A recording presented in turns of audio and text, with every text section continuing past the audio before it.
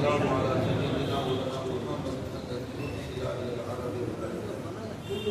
وعلى آله وأصحابه الذين هم يقولون بالعلم والحكم. أما بعد فأعوذ بالله من الشيطان الرجيم. بسم الله الرحمن الرحيم. أولئك كتب في قلوبهم الإيمان وأيدهم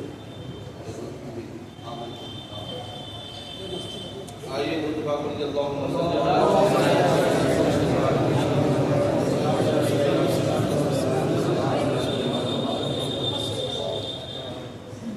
وادی رضا کی پورے ہمارا رضا کا ہے کی رضا کا ہے. اعلیٰ حضرت کی شخصیت کو سمجھنے کے لیے بھی علم اور تقویٰ اور ساتھ ہی ساتھ عشق اور محبت کی ضرورت ہے. واقعی اعلیٰ حضرت سے بیشتر جو ہمارے فقہاء اور ہمارے متقدمین نے تحقیقات کی ہے وہ سب جب اعلیٰ حضرت کے سامنے آتی ہے یہ راز کھلتا ہے کہ تمام تحقیقات میں بہت سارے ایسے پہلو رہ گئے ہیں جس میں نہایت کی ذوق اور کمزوری اور ضعف نظر آتا ہے. مثال کے طور پر اعلیٰ حضرت سے پہلے جتنے بھی فقہائے کرام تشریف لائے شریعت کے جو احکام امر اور نہی یہ دونوں احکام شریعہ کا ایک بنیادی حصہ ہے اور پھر اس کے جو ہے مختلف مدارج. امر کے مختلف مدارج ہیں یعنی کہ فرض، واجب، سنت، مؤکدہ، غیر مؤکدہ، مستحب وغیرہ. اور نہیں کے بھی مدارج ہیں جیسے حرام، ممنوع تحریمی اور مکروہ تنزیہی. تو آپ سے بیشتر جتنے بھی فقہائے کرام اور ہمارے علماء اعلام تھے انہوں نے جو امر اور نہیں کے مدارج کو شمار کیا ہے تو کسی نے 7 شمار کیا اور کسی نے 9 شمار کیا. اور یہ جو 9 ہے وہ اس طرح سے کہ امر میں واجب 2، سنت مؤکدہ 3، سنت غیر مؤکدہ 4، مستحب 5. امر کے 5 مدارج فقہائے کرام نے لکھے اور ادھر جو ہے نہیں کے مدارج جو فقہائے کرام نے لکھا ہے وہ 3: حرام، ممنوع تحریمی اور ممنوع تنزیہی. بیچ میں ایک قدر مشترک ہے جس کو مباح کہا جاتا ہے. یہ تحقیق جب 5 ادھر 3 ادھر 8 ہو گئے اور ایک کو مشترک ہوا 9 ہو گئے. جب یہ تحقیق اعلیٰ حضرت کے سامنے آئی تو آپ نے فرمایا کہ امر اور نہیں جب یہ بنیادی احکام شرعیہ میں سے ہے تو عقل سلیم اور فہم مستقیم اس بات کا تقاضا کرتی ہے کہ دونوں کے مدارج یکساں، مساوی اور برابر ہونا. لیکن ہم دیکھتے ہیں کہ امر کے مدارج 5 یکساں اور نہیں کے مدارج محض 3. یہ بالکل جو ہے ایک غیر متوازن صورت ہے.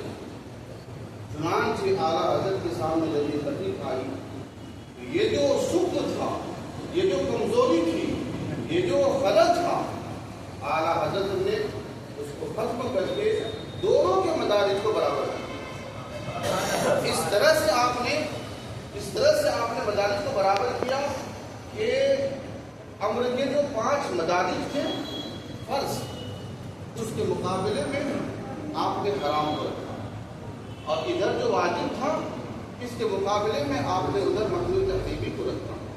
ادھر جو سنت ہے اس کے مقابلے میں آپ نے سنت مؤکدہ کے مقابلے میں آپ نے اطاعت کو رکھا اور ادھر اس کے کے بعد جو سنت غیر مؤکدہ ہے اس کے مقابلے میں آپ نے مغروی تنزیلی کو رکھا، اور یہاں جو مستحب ہے اس کے مقابلے میں آپ نے خلاف اولیٰ کو رکھا، یعنی 5 مدارج ادھر بھی اور 5 مدارج ادھر بھی۔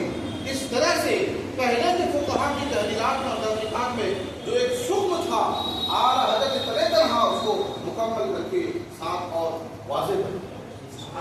اب یہ تقسیم یہاں پر میزان مقابلہ میں آ کر کے صرف اعتدال کی منزل پر لے کر کمانے اعتدال پر پہنچ جاتا ہے۔ محترم، اعلیٰ حضرت کی بارگاہ میں خراج عقیدت پیش کرنے کے لیے میں کیا الفاظ دے سکتا ہوں؟ خطیب مشرق حضور پاسبان ملت الرحمہ فرماتے ہیں کہ ادب اور زبان کا پورا سرمایہ اگر جمع کر لیا جائے کہ ہم اعلیٰ حضرت کی بارگاہ میں خراج عقیدت پیش کریں، سارا ادب اور ساری زبان کا سرمایہ ختم ہو جائے گا، مگر اعلیٰ حضرت کی بارگاہ میں ہم کو خراج عقیدت پیش کریں۔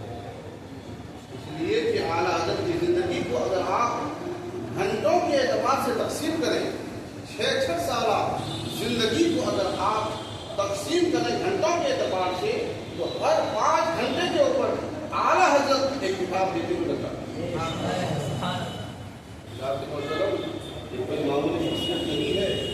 اعلیٰ حضرت کی حیات طیبہ پر جو کتابیں پہلے لکھی گئی ہے، کیونکہ ابھی میں نے مضمون لکھا ہے اعلیٰ حضرت کی خدمت میں علامہ نظامی کا خراج عقیدت، آپ دعوت کی فیس بک وال پر اس کو دیکھ سکتے ہیں۔ اعلیٰ حضرت کی خدمت میں علامہ نظامی کا خراج عقیدت، اس میں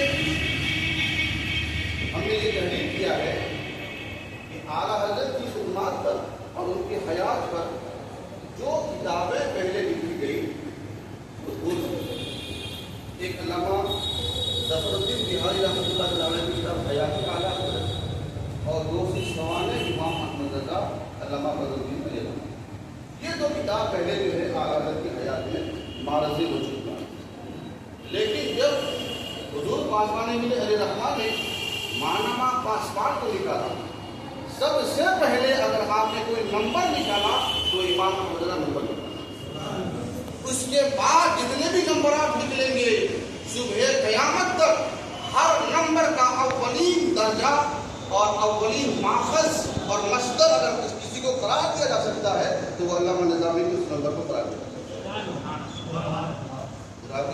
ابھی اس سے بیشتر محب انعام حضرت علامہ مفتی محمد شفیع الحق صاحب اللہ نے بتایا کہ اعلیٰ حضرت کو سب سے پہلے امام ہمارے علامہ نظامی حضور پاسبان ملت میں۔ سوچئے کون سی مقبول گھڑی رہی ہے، کون سی وہ ساعت سعید رہی ہے، کوثر و تسنیم سے بھلی ہوئی کون سی وہ زبان تھی جس سے وہ لفظ نکلا اور پورے عالم میں اس قدر مقبول اور مشہور۔ آج ہر انسان کی زبان پر امام احمد کا آ رہا ہے۔